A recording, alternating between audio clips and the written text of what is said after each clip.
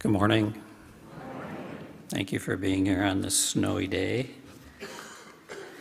We're going to do a brief meditation, so I'm again going to invite you to, as you did before, put your feet on the floor so you feel solid in your seat. Remember to drop your shoulders down. We tend to hunch a lot because we're always on computers and things. And then close your eyes if you would and take a few deep breaths before I give you a brief reading to meditate on.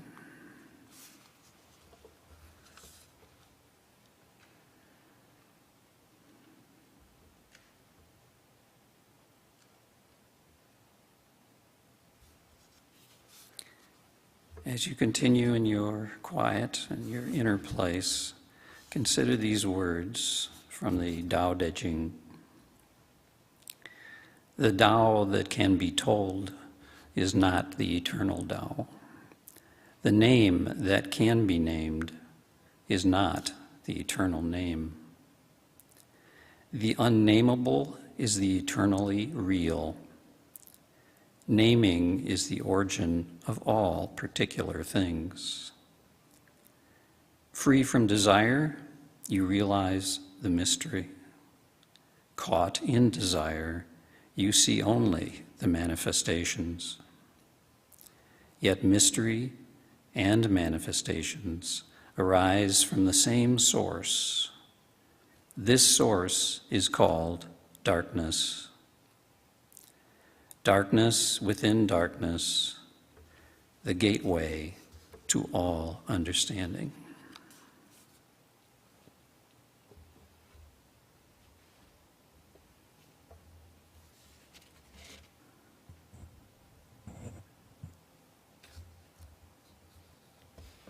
And then I invite you to come back together.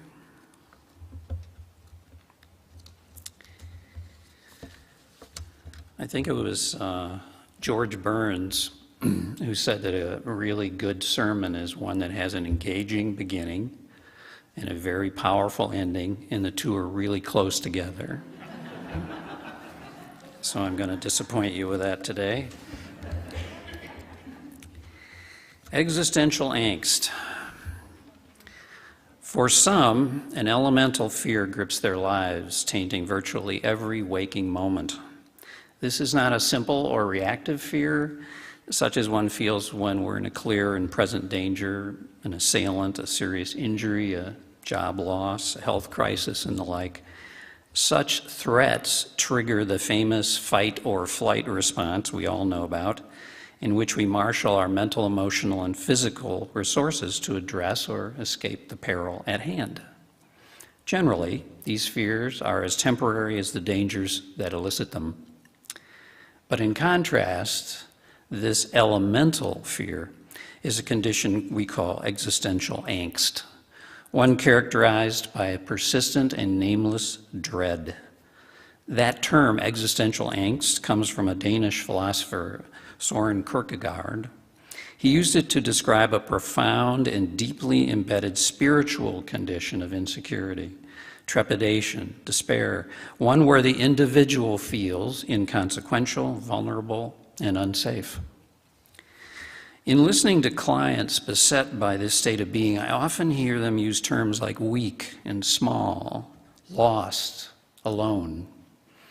This primordial kind of fearfulness stems from their perception that life is a series of random events without any clear purpose or meaning, and that we are at the mercy of impersonal forces beyond our control. As one client with this condition said to me, we live in an impermanent universe that is indifferent to us and our survival. As I said, this dread does not arise from any clear and present danger. However, traumatic events can trigger existential angst. These happenings, like random violence and natural disasters, tragic accidents, victimization, and so on, they remind us of life's vagaries and dangers. Once it arises, existential angst can attach itself to virtually anything in our lives. So it can present as a phobia, a social anxiety, persistent agitation, obsessions, compulsions, and other debilitating symptoms. That doesn't mean everyone with these mental maladies feels this kind of foreboding, although some clearly do. So, how do we know the difference between garden variety anxiety and dread? Well, existential angst has 4 primary dimensions. 1, it's a free-floating fear that arises from within, often emerging as a mixture of dark thoughts, unsettling ruminations, and disturbing emotions, even in the absence of any obvious threat. 2, it's pervasive. It has the capacity to attach itself to many, if not all, aspects of one's life: work, relationships, desires, activities, and it ripples out in growing waves that kind of threaten to swamp one's entire ship of life, so to speak. Also, it fosters a sense of nihilism, the absence of a belief in some greater meaning and purpose, coupled with the sense that existence is pointless. And finally, it's very isolating and alienating. The ego, or small self, retreats from life, diminishing meaningful connections with others, with nature, and with existence itself. Now, as I mentioned, sometimes this angst stems from a traumatic, life-altering event, as was the case for a client I'll call Adam. He was a combat veteran from the Vietnam War. He told me, quote, "I remember the moment I realized deep down in my bones that nobody was going to save me." Adam grew up in a large, loving family in a small Midwestern town where everybody knew and also kind of looked out for each other. There was no crime to speak of, no bad parts of town, and the police carried nothing more than a nightstick. He grew up safe, secure, and optimistic. In his world, somehow things just always worked out, and he surmised at a young age, always would. But as it turned out, the world had something different to say about that. Selected in the first military draft lottery of the Vietnam era, he wound up a grunt in an infantry platoon sent to a forward area. All was relatively quiet for a time, and he made close friends among his comrades, none more so than a fellow named Jake, a farm boy from Nebraska and a kindred spirit. Now, war is no friend to optimism, but despite what he imagined they were in for and the ever-present risks to life and limb, he just knew it was going to be all right. Nothing in his life had ever proven otherwise, and experience is a powerful teacher. It was supposed to be a routine patrol, Adam told me, his eyes seeing something mine never had. I was at the tail end when they ambushed us. We laid into them as best we could and managed to drive them off, but not soon enough. Adam looked away and then said, "Jake was down, and when I got to him, well, I held him while the medic did what he could, but he bled out. He was a good soldier and a good friend." "And that's when you realized," I suggested. And he replied, "Yes," meeting my eyes once more. "I realized there's nobody watching over us. There's no such thing as control in our lives. It's just a crapshoot out there." Existential angst seems particularly common then among those who've lived kind of a blessed existence that at some point is upended by tragedy or trauma. This precipitous fall from everything will be all right creates an existential crisis that shakes them to the core. As Adam told me, you can call it PTSD or whatever you like, but for me, I just stopped believing in the goodness of life. I went from optimist to cynic in the blink of an eye. When, through one's experience, the world suddenly morphs from safe to dangerous, from benevolent to malicious, one's spiritual tectonic plates, if you will, rupture. An existential earthquake kind of rocks the soul. And those of you who've been visited by great loss, trauma, or tragedy know of what I speak. Over the years, Adam has drawn what he can from psychotherapy and other healing arts, but there were no panaceas for him or those in similar straits. Life is kind of full of points of no return, but sometimes what we leave behind at one of those points is the existential foundation we thought we could always stand on and count on. That's when the angst seeps in. Again, though, it's not always about tragedy or trauma. Another client I'll call Sarah, a 40-something healthcare provider, was a case in point. Her initial complaint was the inability to relax or just simply be. Even in her leisure hours, she engaged in a wide array of pedantic activities: compulsive cleaning, surfing the net, mindless TV programs, video games, shopping, anything to keep her consciousness occupied every waking moment. It wasn't that she relished constant activity or it afforded her some great pleasure or fulfillment. She stayed on life's treadmill because deep within, she was afraid. For such folks, Satchel Paige's adage, "Don't look back, something might be gaining on you," encapsulates their predicament. Whether glued to a smartphone or the boob tube, or shackled to a job or an endless list of tasks and obligations, compulsive activity is a common effort for keeping angst at bay. The Adams and Sarahs of our world, and many others with existential dread, demonstrate something called horror vacui. It's a Latin term. It means literally a fear of emptiness. This emptiness is an inner vacuum that forms when someone nudges up against what the Buddhists call the void, the sense of nothingness. It occurs when the ego, or small self, begins to experience just how insignificant, powerless, and vulnerable it is in the face of the creation. Now, addressing this horror vacui can involve more than filling in the blank spaces of one's daily life, as Sarah did. It motivates some to blindly embrace a rigid set of beliefs or dogma. If the ego can be lulled into certainty, then it often stops freaking out. To play off the old adage, certainty is bliss. Those who flee existential angst often take refuge in a rock-solid theology or a set of unchallenged beliefs, but this sanctuary may not be sustainable. And some true believers that have appeared at my door with these kinds of beliefs have found their foundational convictions in tatters.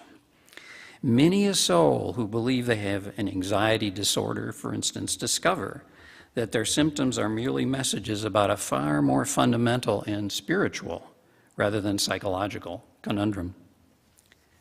Sarah told me, "I don't see the point to life anymore. In the end, everything we do, it just fades away. We all die. All the contributions we made disappear over time. I don't see the point." Many of us have asked ourselves this fundamental question, as she did. What's the point of life? Those with existential dread either draw a blank, "I have no idea," or frame it negatively. In the end, nothing really matters. Even when those like Adam and Sarah experience moments of enjoyment, fulfillment, which they certainly sometimes do, these high points are always set against an emotional backdrop of despair. Despair that life is but a joke and that the joke is on us. Imagine some of your own peak moments and then add a large dollop of "it just doesn't matter." It kind of takes the shine off the experience. While you might expect otherwise, Sarah was not, nor was Adam, suicidal. Something in her value system restrained her from ending what she saw as a futile existence, one made more onerous by having to live it in fear. Sarah is, as we say in my profession, suicidal without intent. She won't kill herself, but she understands what it's like to want to. So, rather than arising from trauma or tragedy, sometimes existential angst emerges in short episodes of nameless apprehension that appear without apparent cause. But soon, these experiences grow both more frequent and intense, becoming one's usual state of being. Now, control is kind of the holy grail for most of us. We want to believe we're the masters of our destinies, so when we begin feeling that such mastery is an illusion, the existential floor beneath our feet begins to creak and crack. In an effort to regain that mastery, Sarah conjured all sorts of explanations for her dilemma. Perhaps she was merely experiencing the anxiety of an ego undergoing a midlife crisis. A bit of rest and relaxation, more time on the treadmill, a reprieve from thinking too much, maybe some medication. These would return her to relative sanity, she thought. Just a bit of adjusting, like a tune-up, and then all would be well. Diagnose, treat, move on, simple. But when Sarah's dread deepened and persisted, she realized no panaceas were forthcoming. Her angst was nowhere, yet everywhere. It was ethereal, yet powerful. It wasn't going to cower before some glib psychobabble or an effort at stress management. It left her spiritually impaled on one central belief, that life is pointless exercise without transcendent purpose.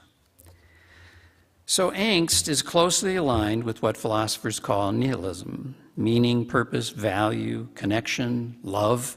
All these qualities that give us hope lose the power to do so. What's more, all our strategies for looking the other way, for burying our existential heads in the sand, prove no match for a deeply felt dread occupying one's soul. So what can one do about this painful condition? As an aside, I remember when stress management workshops were so popular and everybody was going to them, and as my recollection of these was that you'd go in, you'd spend the first, 50 minutes maybe, taking stress tests and getting definitions of stress, so that by the time you were all done, you were completely freaked out because your stress was over the top. And then they'd spend the last 5 minutes saying, well, do some deep breathing. I'll try not to do that to you here this morning. Let's look at what you really can do when this particular state of being occupies your soul. Well, you can adopt a more myopic approach, one promoted by the Peanuts cartoonist Charles Schulz, who stated, quote, "I have a new philosophy. I'm going to dread one day at a time." There's a little bit of wisdom in that, actually, because the more you stay close to the present moment, the less dread can take hold of your psyche. But kidding aside, when dread does creep into one's consciousness, redemption, if you will, requires facing this particular demon. And that means pursuing a spiritual path rather than a psychological one. Either way, make no mistake, when in the dungeon of dread, one confronts a pivotal choice, one that can quite literally set the direction for the remainder of one's life, for good or ill. Because while angst often begins like a small stream kind of trickling through one's psyche, left to its own devices, it soon surges into a torrent that cuts a deep channel into one's soul, a channel into which all other thoughts and emotions are drained. For folks like Sarah and Adam and others like them, how they face existential angst becomes a seminal fork in life's road. As Ralph Waldo Emerson reminded us, quote, "He who is not every day conquering some fear has not learned the secret of life," meaning we all face these demons one way or another, sooner or later. It seems a requirement for becoming fully human that we must face our inner demons, this particular one being among the more onerous and formidable. Becoming stranded in existential dread can lead to a sort of living death. As philosopher Bertrand Russell stated, quote, "Those who fear life are already 3 parts dead." He didn't specify how many parts were required, but I assume that you get the point. So facing existential angst becomes for many among the greatest spiritual challenges in our life. But face it we must. As the Christian mystic Thomas Merton reminded us, quote, "The more you try to avoid suffering, the more you suffer, because smaller and insignificant things begin to torture you in proportion to your fear of them." So how does one face so great an adversary? Well, because angst is a spiritual conundrum, I often advise those so afflicted to pursue things like meditation, spiritual retreats, nature quests, consciousness-raising disciplines like Tai Chi and yoga, or religious practices consistent with their own values and faith. Why? In hopes they will make direct contact with the sacred. Therein lies the antidote for existential dread. Transcendent experiences, those that connect us with a higher power or cosmic order, are certainly the most beneficial way to address this condition. In an intuitive way, we seem to know, as author and humanist Marilyn Ferguson put it, that, quote, the other side of every fear is freedom, and the other side of existential fear is great freedom. In this sense, then, existential angst can be more than an adversary. It is an opportunity to transcend one of the most elemental and darkly powerful spiritual forces in the human experience, and in so doing, to reclaim one's life. I don't say this as some glib nostrum designed to reframe one's perspective on a very debilitating condition, but as a truth I have witnessed many times over in those struggling with this condition. What I have recognized in my own life, as well as those of many of my clients who've been kind enough to trust me with their truths, is that when someone suffering from angst makes contact, real, experiential, deep contact with the creative power and intelligence innervating the universe, she or he undergoes a metamorphosis. A woman I'll call Anna was such a soul. After years of unsuccessful therapy, drug treatment, self-help, and for what experts told her was generalized anxiety disorder, she transformed into someone at relative peace with her existence without using really those other methods. The agent of her conversion, not surprisingly, was the natural world. You may not feel about it this morning that way, but she heeded my advice to greatly increase her time interacting with nature and to do so in a particular manner. Rather than approaching nature interaction as a way to find some answer to her angst, I encouraged her to simply be present in the natural world and then let it find her, so to speak. And eventually what found her was an epiphany of sorts. As she put it, quote, I was walking in the woods with my mind doing the rat in the cage thing, and eventually I came to a stream, and something about it, the sound of it, pulled me in, and I had this impulse to sit next to it, and when I did, I leaned over and just curled up. There's a story as an aside to this about Gensha, a Zen master who had a student who was struggling to get into a meditative state and make the kind of contact I'm talking about here, the contact with the transcendent. And one day he was so frustrated, the student, that he went to his master, Gensha, and he said, Master, no matter how much I try, no matter what I do, I cannot enter Zen. And Gensha said, do you hear the babbling stream? And he said, yes, I hear it. And Gensha said, enter there. And that's really what she did. She curled up next to the stream and entered there. Despite the beautiful surroundings, Anna was lost in her dire, fearful thoughts. As she put it, I kept thinking that I can't live like this anymore, in fear. But then something happened. The sound of the stream took over my mind, she said. It seemed to wash away something in me, maybe my fears. I could almost feel it physically, the washing away. And then I just kind of went numb. What followed for Anna was ineffable. That which cannot be put into words, embraced by something stronger than her dread. A spiritual door opened to her, and in what she described as an act of surrender, she stepped through it. As she later told me, quote, "I began to feel that somehow everything made sense, but I can't describe it, not even to myself."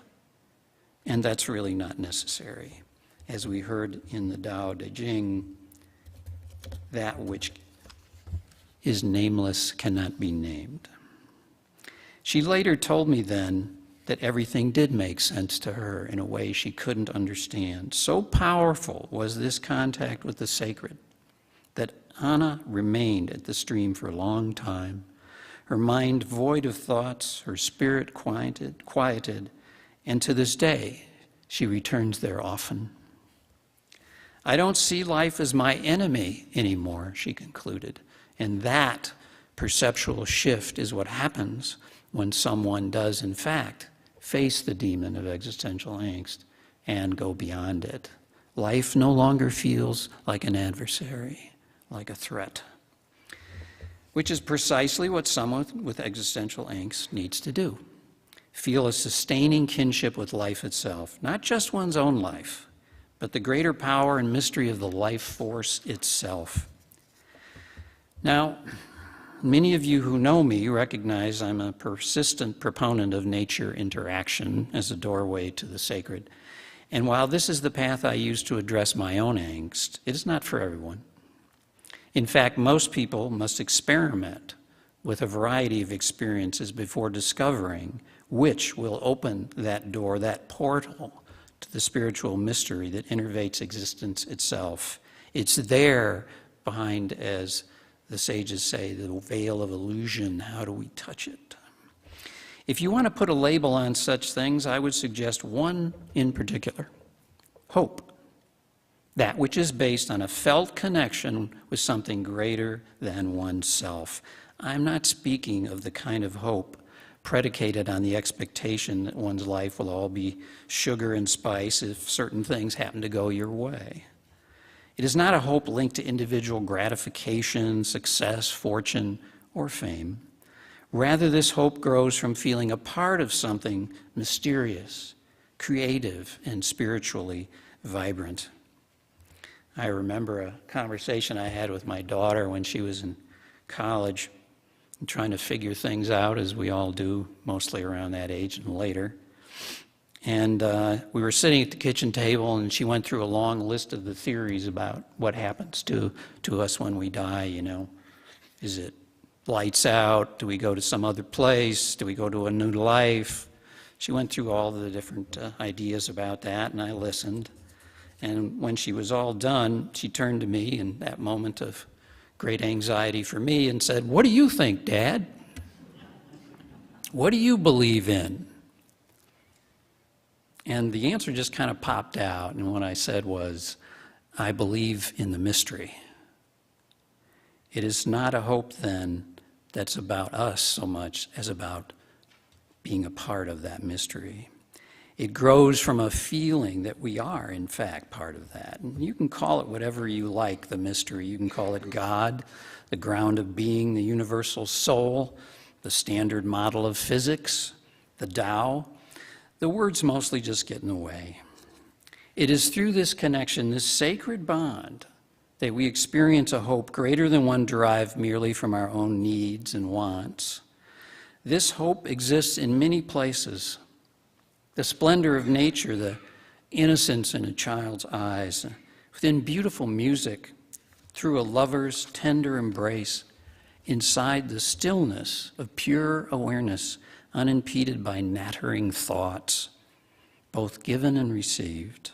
It comes to us through moments of kindness and spiritual communion with others. Its elemental power is in transporting us out of the spiritual echo chamber called an ego, which is where angst takes up residence, and into that which is transcendent and numinous. Some of you may have recalled an old movie, I think it was from the 80s maybe, in the sci-fi movie called Starman. And in this movie, the protagonist was an alien being who has become stranded in our midst, takes on human form, and sort of hangs out with us for a while and gets to check out what our species is like. And at one point, he pronounces us a paradoxical species, stating, quote, You are at your best when things are at their worst. Existential angst, then, can be among the worst crises faced by the human psyche and soul. Many succumb to it, resigning themselves to living in fear. But those who do not capitulate sometimes manage to find their best in themselves and in their connection to that which is greater than themselves. They use this painful and sometimes harrowing experience of angst to be reborn, if you will, into a new I-thou relationship with existence, as opposed to, as Buber said, I-it. This new relationship affords them meaning, purpose, and faith, all of which are incompatible with existential angst. When asked, Joseph Campbell, the great late anthropologist, stated, quote, "I don't think we're looking for the meaning of life. I think we're seeking the experience of feeling fully alive. And once we enter that experience of feeling fully alive, informed in no small part by a connection with the divine, then existential angst dissipates like a fog scattered before the warming rays of a rising sun." Thank you for listening. Blessings on you all.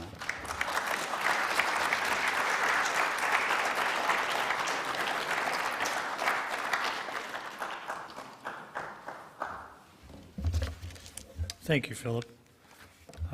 If you would please open your order of service and join me in the responsive reading. I'll read the first part. You can follow up with the second part. We would go deeper.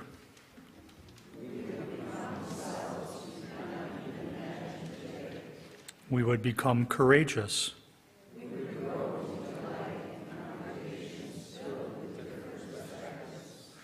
We would know unutterable joy. May we go deeper.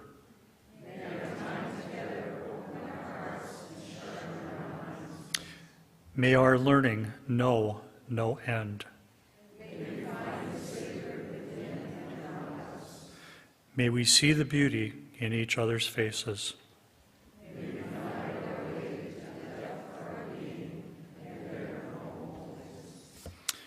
Please join in song number 128, "For All That Is Our Life."